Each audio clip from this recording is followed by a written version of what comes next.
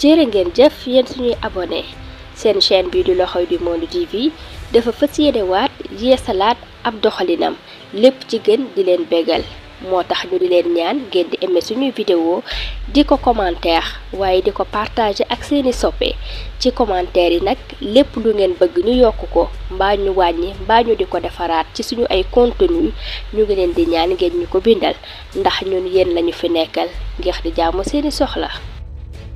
waaw dama bëggoon ñu àndandoo ñu déglu Serigne Saliou Gueye ci kàddu yi ngay xam ni yëkkati na ko jëme ko ci BFM Gadiaga na ngeen déglu Serigne Saliou Gueye BFM Gadiaga wax na ko te du dëkk ak keroog li ñu bëggoon a def Amadou Ba mooy humilier ko après ñu déglu Cheikh Bara Ndiaye ci la moo waral coow li kii Youssou Ndour la moo tax mu activé gars yi ñu mën di attaquer gouvernement bi ba mu jaral leen ñuy saaga.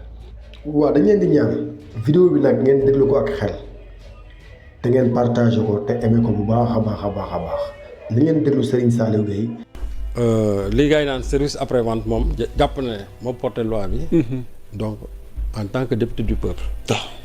am na sañ-sañ fu ñu ko woo ci plateau mu ñëw jàkkaarloo askan bi parce que askan bi moo ko délégué.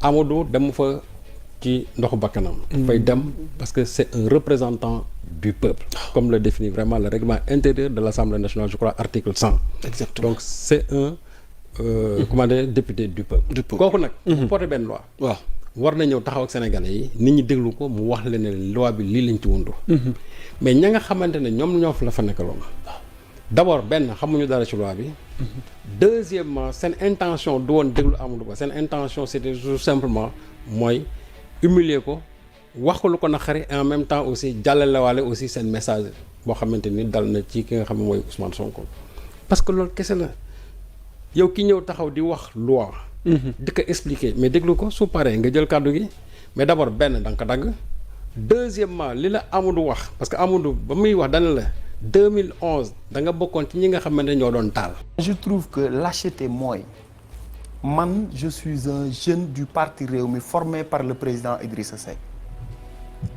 en 2011 man ak Malal dañoo tase ci ay conditions yu xaw a doy waar ñu tase kaso ñu tëjandoo ñu bi ñuy tase kaso man j'étais chef de service de l'administration du Sénégal mais dama bàyyi sama bureau climatisé ak samay teranga génn di xeex ci mbedd mi songi palais en plein jour ñu jël ma jàpp ma ni ma ràpp ci kaso bi man ak ñoom Thierno Bocoum ma def 17 jours dig ñu may entendre ba pare jàllale ma yóbbu ma Rëbës ma tase fa ak Malal mi mu jaay sénégalais yi ni leen NTS le nouveau type de sénégalais bi nga xam ni moo war a wane mbaax moo war a wane yar boobu fekk na Malal jël na ay góoreem ak ay nitam ànd fekki nit koo xam ni comme ni mu def le président Idrissa Seck d'accordul ak moom mu traité presque de lâche d'escroc ainsi de suite kooku daa jël ay kurpeñ ak ay nitam dem dóor ko ba mu gaañu ñu ni ko ràpp tëj ko ci kaso bi man ak moom bi ñuy tase kaso moi c'était l'engagement pour mon pays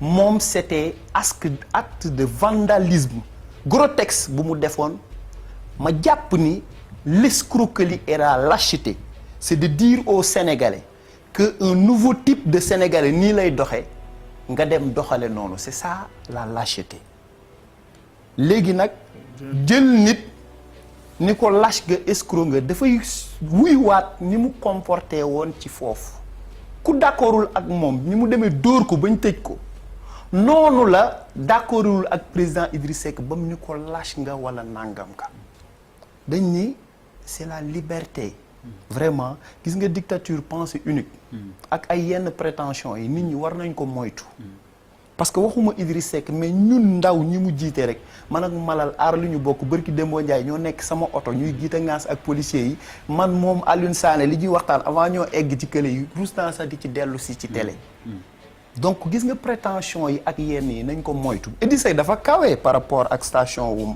Malal man jàpp na man ma gëm ni man kese ak moom bu ñuy wax dama koy xeeb ndax ba ñuy tase maak moom ñuy génn kaso ñu joxandoo ñu suñu këyit ñuy génn man dama siggi moom dafa sëgg c'est ça la lâcheté léegi nag la surprise du chef président Idriss Seck ba pare nga ne ko loolu du dëgg te loolu mooy dëgg parce que ñoom jàppoon nañ leen ci loolu moom ak Boubacar Samba Bada Gadiaga jàppoon nañ leen école Parcelles Assainies ñu ne leen ñoom dañu dugg ci école bi taal ay table te en réalité loolu mooy dëgg même su fekkee ne à par la suite dañ leen a relaxé parce que bi ñu leen di relaxé aussi c'était un verdict d'apaisement mais ñoom xam nañ ne ba la ñu duggee ci école bi l'intention parce que que leen gis ña leen gis ñoom ñoo ne ñii ñoo doon taal école ñoo doon taal table banc yi waaw léegi yow nga bokkoon ñooñu te moom sax taxaw na ci benn poste taxaw ne mu ne man 2011 ñi nga xamante ne ñoo doon jàkkaarloo di dem pour dem palais. man ci laa bokk. j'étais le chef de l'administration sénégalaise ce qui est absolument faux parce que le chef de l'administration sénégalaise quand même je crois que ñëpp xam nañ kan la. voilà donc kooku ci wàllu boppam la nga xamante ne moom la doon wax Amadou Ba. moi pour man c'était purement subjectif. parce que boo bëggee kàddu yu toll noonu. nga wax ko Amadou Ba. tegginuwul. alors que yow sa wàllu bopp yow moom di wax. boo jël exemple sa bopp.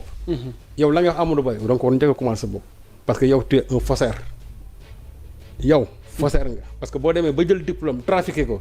mensonge ne peut pas être plus grand que quelqu'un qui a trafiqué un diplôme. te bu ñu nekkoon dans un pays bu normal. warul toog TFM. kooku rapport a ko wax. waaw non rapport fàttali. moom laa la wax. dama ne bu ñu nekkoon dans un pays normal où on respecte l'éthique et la déontologie. foofu waru faa toog parce que en matière d'éthique il ne l'est pas koo xam ne da nga jël diplôme jàmbur falsifié ko amuloo éthique donc benn muy loolu. deuxièmement tey jii bu ñu appliqué woon la loi il devait même faire la prison.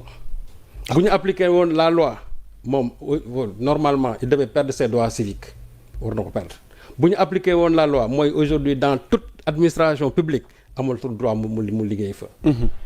parce que dafa falsifier ay papiers. tuuti nga mayaale ma une yor bi nga xamante ni nag moo ñëw ci Youssou Ndour. parce que sujet bi tamit par ricochet. dama la ciy laajaale la responsabilité du média par rapport à ces attaques.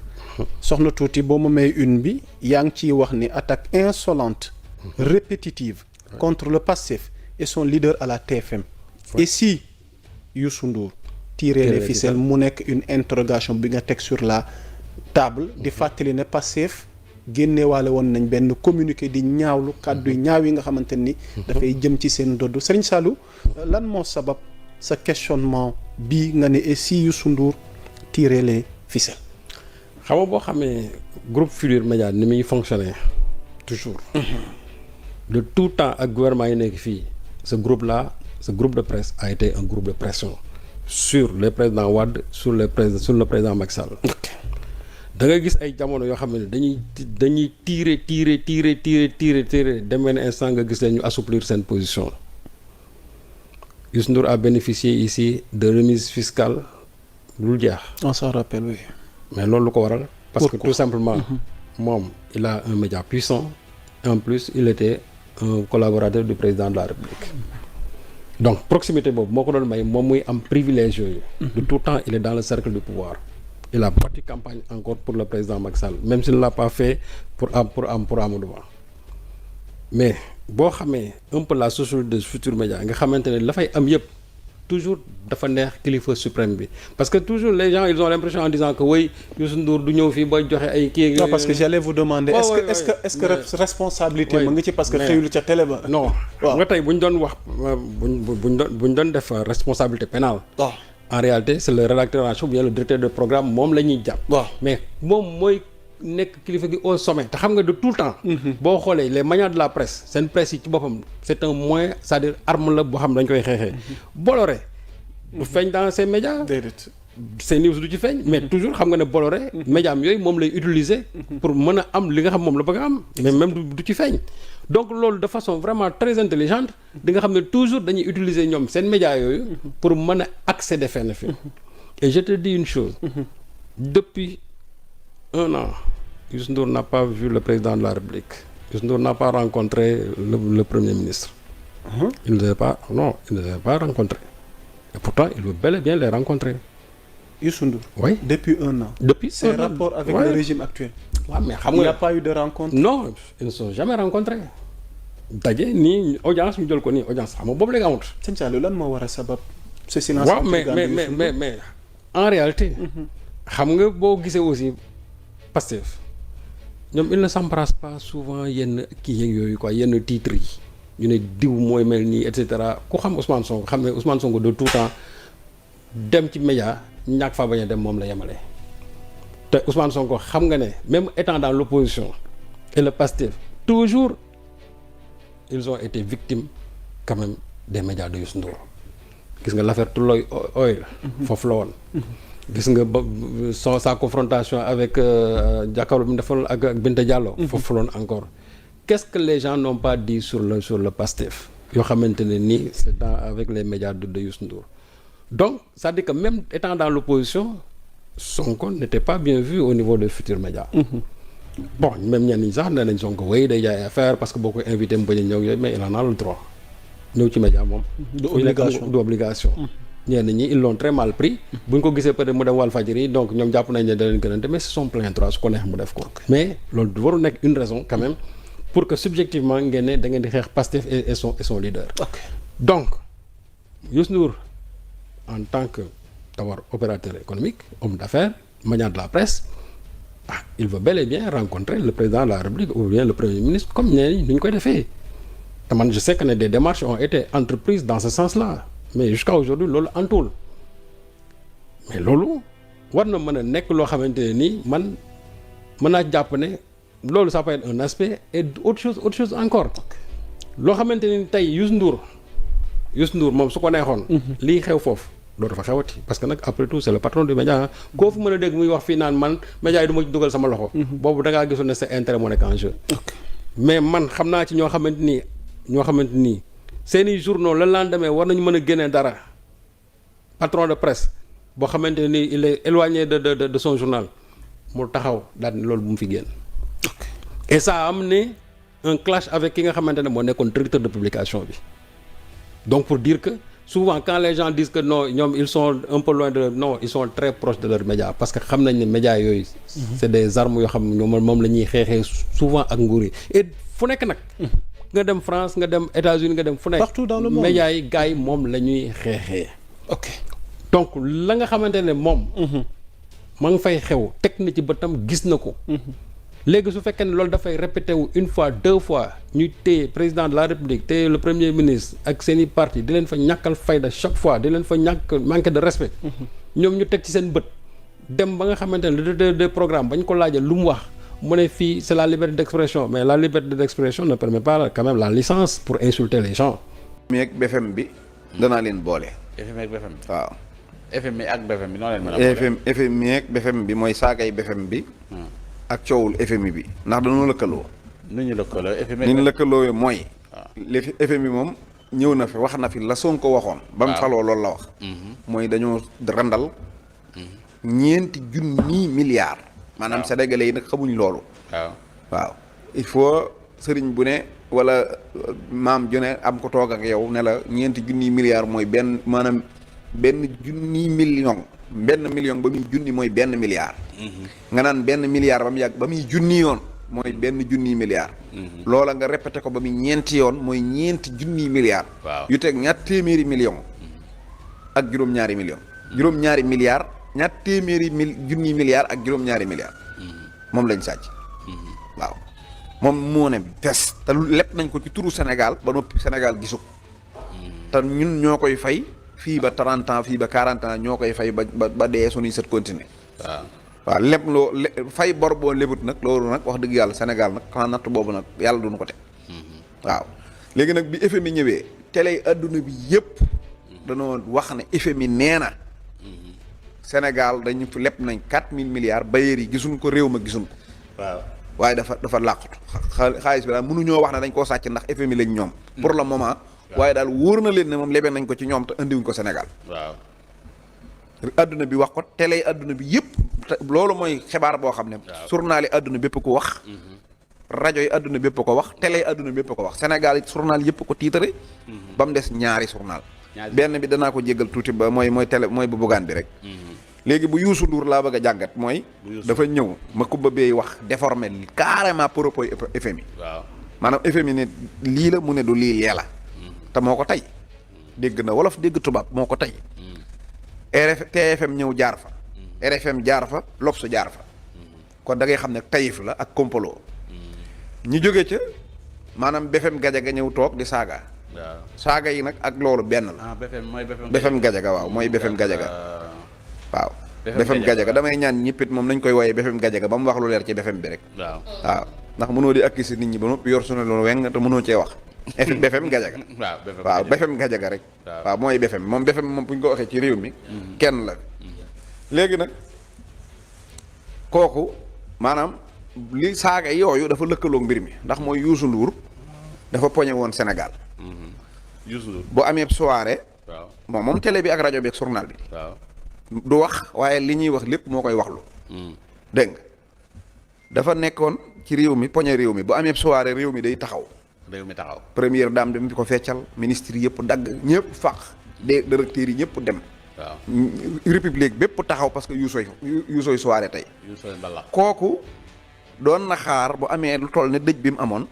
maanaam république bi taxaw. journal 20 heures du am duñ conseil des ministres. maanaam armée bi taxaw ñu aj drapeau yi parce que Youssou daa am dëj. dëgg la nag li mu xalaat noonu bu doon Macky Sall moom. waaw dëj boobu Youssou Ndour am Macky Sall fekk ko fi. moo fay jiitu moo ko république bépp bu dee àllarba la kenn du conseil des ministres. journal 20 heures du am dañuy wàccee drapeau bi dëy. loolooy am ndax noonu la foofu la tolloon ci Macky Sall moom. waaye loolu nag maanaam lu ko réew mi joxoon Macky ko joxoon ci lu dul dëgg. ndax benn opérateur boo xam ne da ngaa nekk ci réew mii di dugg di patronat bokk ci yor opérateur nga. chef d'entreprise. waaw boo xam ne liñ la gën a xamee mooy doo fay lempo. yenn privilège yi bu la ko état joxee day encourager ñàkk a fayum lempo ci réew. kon loolu jaaduwul. Macky Sall ko doon jox léegi nag Macky dem na mu am dëj bi man ci sama gis-gis maanaam république bi taxawut mu jàpp ne loolu humiliation la waaw. loolu la ko jàppee rek humiliation la parce que bu sañoon maanaam xam naa ne république bi danañ ko taxawal tuuti waaye nag fii nag ñëpp seen bàyyi yaa ngi gaañu te république bi taxawut nag. wax dëgg yàlla te yuusoot nag man naa way nag waaye gisuma à part way lu mu defal réew mi man lu war a tax nag bu amee dëj réew mi taxaw. loolu ku ko defal defoo ko ci dëgg maa ko wax. dégg nga bi loolu amee mu jàpp ne humiliation la mu activé parce que xam nga BFM Gadiaga dafa am lu ko booleeg Youssou. BFM Gadiaga xam nga toog ci plateau ne da ngay chronique. wala looy mën a def. waaw demal xool vidéo mi defiyee naa ñëpp doo fekk fu muy waxee ci maanaam analyse politique bu leer. amu du wax ci économie. du wax ci justice. du wax ci maanaam politique internationale. amul lenn lu muy wax loo xam ne maanaam dina ko wax ba nit xam li mu bëgg a wax. moom daal waxam yëpp mooy man maa ko joxoon ni ma ko waxee woon bi ma koy wax fii booba du lii waxoon naa ko pourtant waxoon naa ko fii di nii laa ko waxee woon maanaam loolooy ay waxam demal jël wax joo njëkk a jël lii lay wax. waaye nag loolu moom mën nañ ko koo baal ndax moom. jàngut.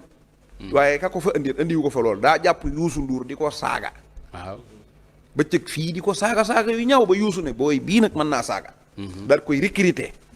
teg ko ci wetam pour bu amee marché saaga. daal koy génne. marché saaga boo xoolee ajjuma yii yëpp Youssou daa mer. ni ñu activé ba dara moo koy woone ko saagaal gaa yi dama leen a mere. maa ko wax. moo leen di saaga loo. xam nga ne yow. imaginel tey jii dëj Youssou Ndour am ko. maanaam république bépp Diomaye ànd ak ñaar fukki ministre am yëpp dem directeur yi topp ci. waaw état bépp di fa jaabante. ajjuma jot nit toog ci télé Youssou Ndour maanaam di saaga militant ab député Pastef ñeme naa am. non loolu ñemewul xam nga loolu mënta ne. kon kay bu nekkee rek la tax a tax kay xam nañ ko na ko Abdou Naar Ndiaye di waxee. la tax a tax ba tax mu tax. waaw lomba ko law paaka yett ko. dofu nu di xam nañ ne nam war a demee bu ni demee woon saaga yi du am. oui kon danoo yónni kuñ koo yónni ne ko saagaal gaa yi. waaye man maa ngi koy xamal ne ko. moom daa surmesuré boppam. surmesuré boppam. ci naka. waaw surmesuré boppam mooy. waaw déedéet Youssou Ndour ci boppam laa wax. waaw xam nga réew mi bu dee moom nag yàlla may na ko buy way. tànk yëpp ay yëngu. Youssou Ndour waaw ñëpp ay fecc mu jàpp ne nag comme ñëpp a ngi fecc moom ñëpp waaye daa fàtte bu woyee ba noppi ñëpp bu ñuy ñibbi seeni tànk dañ koy yóbbaale. waaw loolu la fàtte réew mi.